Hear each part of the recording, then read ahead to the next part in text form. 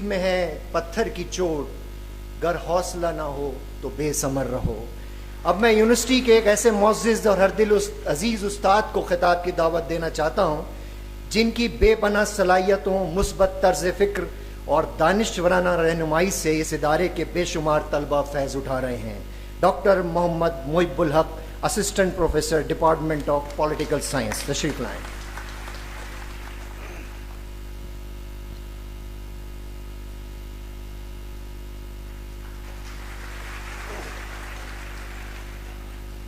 یہ آواز آپ کی طرف سے آنی چاہیے تھی۔ صدر ذی وقار محترم شیخ الجامعہ لیفٹیننٹ جنرل ضمیر الدین شاہ صاحب، مہمان خصوصی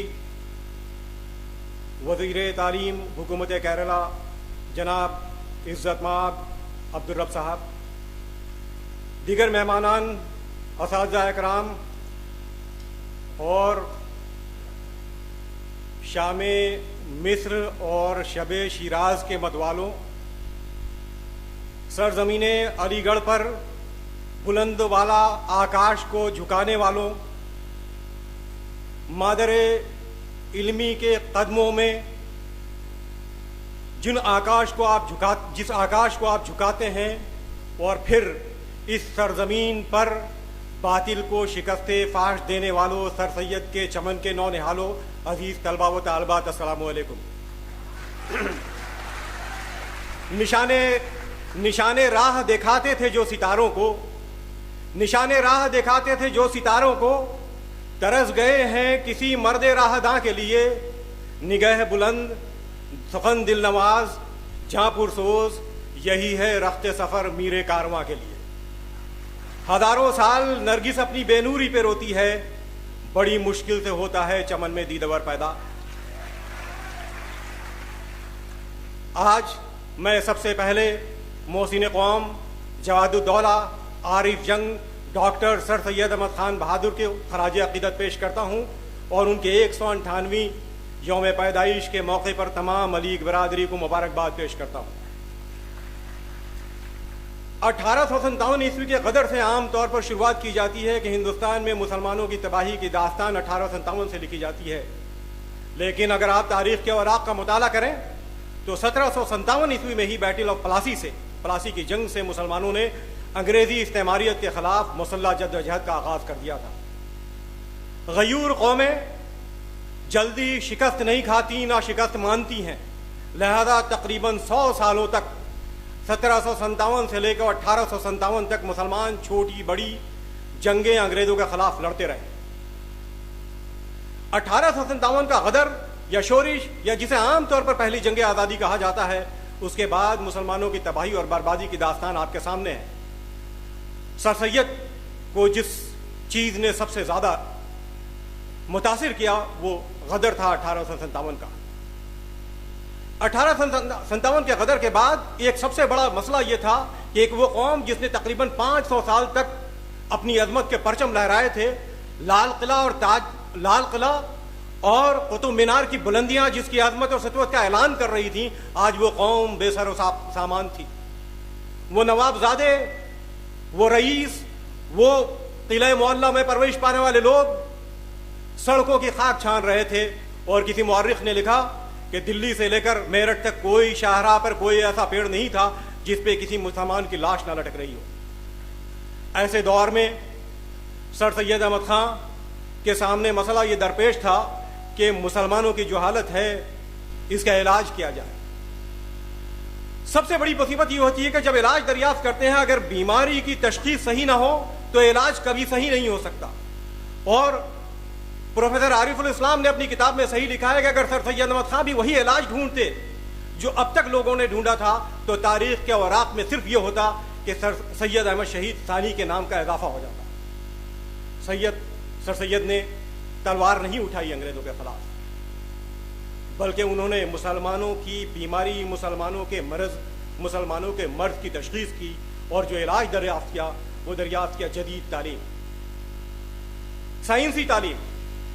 جدید تعلیم اور سائنسی تعلیم کے لیے اس وقت مسلمانوں کو آمادہ کرنا بہت مشکل تھا، اس لیے کہ انگریزی استعماریت نے مسلمانوں سے سب کچھ چھینا تھا، اور کوئی بھی چیز جس کا تعلق برطانیہ سے تھا، کوئی بھی چیز جس کا تعلق مغرب سے تھا مسلمان اس سے نفرت کرتے تھے. اکبر الہ آبادی نے یہاں تک کہا تھا جن نعمتوں کو قبول کر کے شکریہ ادا کرنا چاہیے تھا ان نعمتوں کے بارے میں اکبر الہ آبادی نے کہا تھا کہ حرف پڑھنا پڑا ہے ٹائپ کا, پانی پینا پڑا ہے پائپ کا. اس ذہنیت میں سر سید احمد خان نے مسلمانوں کو بتایا پہلے غازی پور سائنٹیفک سوسائٹی کی بنیاد ڈالتے ہیں اور مسلمانوں کے اندر سائنٹیفک ٹیمپر ڈیولپ کرنے کی کوشش کرتے ہیں. پھر تہذیب الاخلاق کے ذریعہ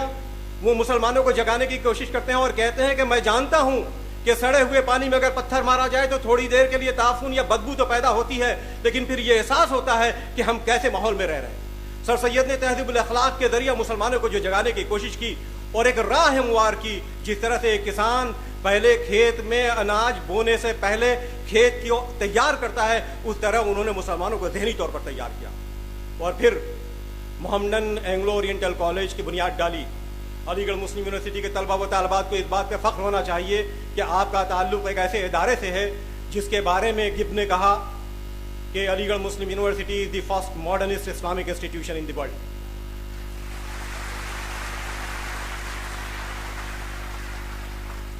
جب مورخ ہندوستان میں اس بات کی تیاری کر رہے تھے کہ جس طرح سے دیکھیے اگر قوموں کے عروج و زوال کی داستانیں ہم دیکھیں تو بہت ساری قومیں بہت سارے ملکوں میں آباد ہوئیں اور پھر وہاں سے مٹ گئیں. اسپین کی مثال ہمارے سامنے ہے. ہندوستان میں بھی شاید 1857 کے غدر کے بعد مسلمانوں کو جو انجام تھا شاید اسپین کی طرح ہوتا, لیکن ایک مرد آہن اٹھا, ایک جذبے کے ساتھ اٹھا اور اس نے ایک علاج دریافت کیا, جدید تعلیم کی طرف مسلمانوں کو راغب کیا اور پھر ایک ایسی بنیاد ڈالی اس کالج کی جو آگے چل کے 1920 میں علی گڑھ مسلم یونیورسٹی کے نام سے مشہور ہوئی. یہ علی گڑھ مسلم یونیورسٹی جب سر سید نے اس یونیورسٹی کی بنیاد ڈالی تو آپ کے سامنے یہ بتایا جا چکا ہے کہ اس کا پہلا گریجویٹ ایشوری پرساد تھا. لیکن یہ بات ہمیں یاد رکھنی چاہیے کہ سر سید احمد خان نے اس یونیورسٹی کی بنیاد بطور خاص مسلمانوں کی تعلیم کے لیے ڈالی تھی, اور یہ بات الگ ہے کہ تمام قوموں کے لیے دروازے اس یونیورسٹی کے ہمیشہ سے کھلے رہے تھے اور ہمیشہ انشاءاللہ کھلے رہیں گے.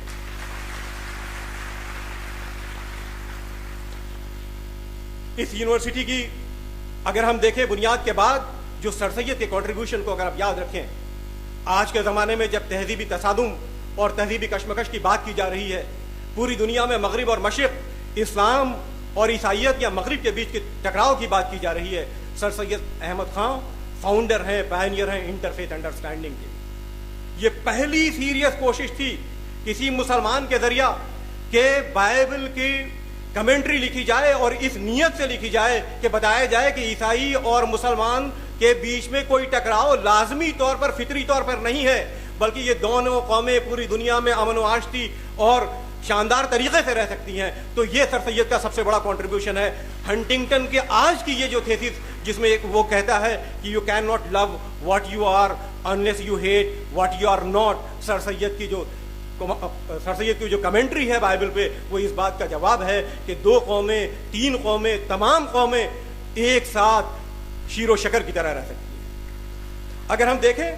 آج کے دور میں مسلمانوں کے بیچ میں یہ بڑی بحث ہوتی ہے, اور اس زمانے میں بحث تھی کہ نظام تعلیم کیا ہونا چاہیے, نظام تعلیم دینی یا دنیاوی تعلیم. سر سید نے جو فارمولا دیا میں یہ سمجھتا ہوں کہ اگر اس فارمولے کو اپنا لیا جائے نظام تعلیم مسلمانوں کا کیا ہونا چاہیے, تو انہوں نے کہا تھا کہ ایک ہاتھ میں سائنس,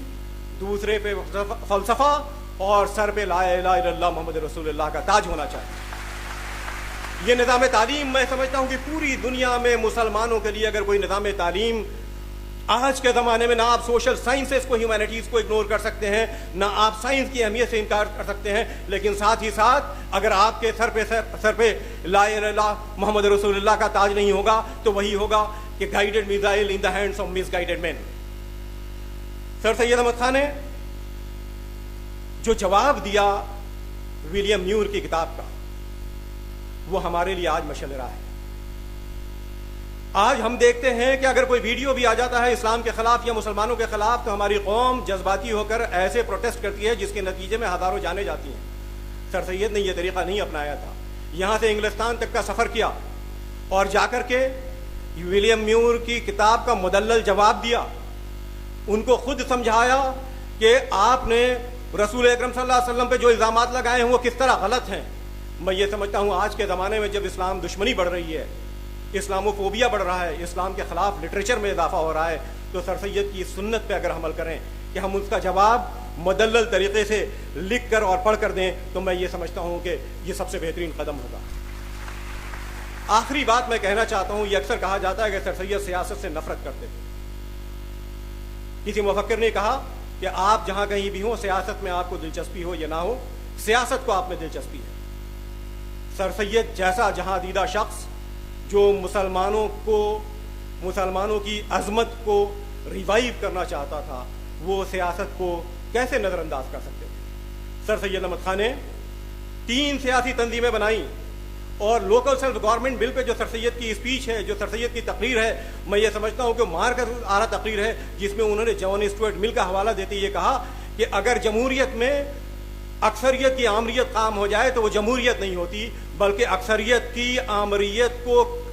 کم کرنے کا کوئی نہ کوئی نظام ہونا چاہیے, اور مائنورٹیز, اقلیتیں اور جو محروم طبقات ہیں ان کی نمائندگی کا طریقہ اختیار کرنا چاہیے. میں سمجھتا ہوں آج کے زمانے کی لبرل ڈیموکریسی کا سب سے بڑا چیلنج یہ ہے کہ مائنورٹیز کا ریپرزنٹیشن کو کیسے انشور کیا جائے. سر سید کی سیاسی بصیرت کو اگر ہم دیکھیں تو ہمیں پتہ چلتا ہے کہ سر سید نے اس زمانے میں محروم طبقات کے نمائندگی کی بات کہی تھی. اور میں آپ کے لیے یہ شعر عرض کرتا ہوں, ہمارے طلبہ و طالبات جو یہاں پہ موجود ہیں, کہ مشہور ہیں ہماری بھی تاریخ سازیاں,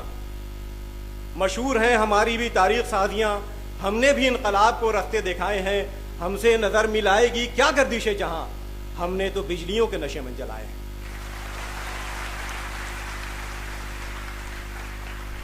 ملک یا دنیا کے حالات سے ہمیں دل برداشتہ نہیں ہونا ہے. محسن قوم سر سید کے نقوش قدم ہمارے لیے مشعل راہ ہیں. اگر ان کے راہوں پر ہم چلیں, انہوں نے جو تدارک کیا تھا اسے اگر ہم اپنا لیں تو انشاءاللہ ہم آج کے تمام چیلنجز کا سامنا کر سکتے ہیں. میں اس 4-6 مصروں کے ساتھ اپنی بات ختم کرتا ہوں کہ اے علی گڑھ